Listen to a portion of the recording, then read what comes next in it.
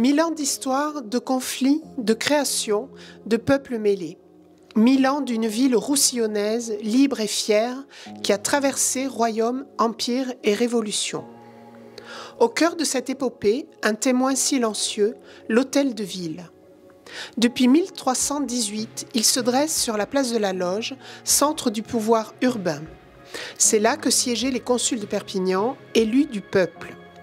Mais cette démocratie locale remonte à 1196, lorsque le roi Pierre II d'Aragon accorde à la ville une charte. 5 consuls choisis chaque année parmi 3 mains de la société, les bourgeois, les juristes et les artisans. 3 bras de bronze encore visibles sur la façade en gardent le souvenir.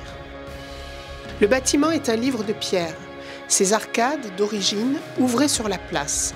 Son vestibule médiéval conserve un plafond peint du XIVe siècle, soutenu par des corbeaux sculptés.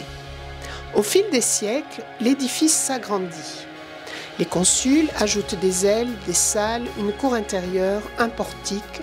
Les grilles en fer forgé datent de 1710. À l'intérieur, la richesse est discrète. Plafond étoilé hispano-mauresque dans la salle des mariages. La salle Arago, ancienne chapelle, devenue salle du concert, située au premier étage de la loge de mer attenante, est ornée de vestiges d'un décor néogothique et de 3 grands tableaux du peintre Henri Perrault. Au centre du patio, une œuvre d'Aristide Maillol, La Méditerranée, une sculpture forte, enracinée dans la terre catalane. L'Hôtel de Ville de Perpignan est classé monument historique par arrêté du 12 juillet 1886. Mais ce n'est pas un musée figé. C'est un lieu vivant, un lieu de décision, de célébration, de mémoire. Un symbole de continuité républicaine. Et cela sans interruption, depuis son origine, un lieu de pouvoir.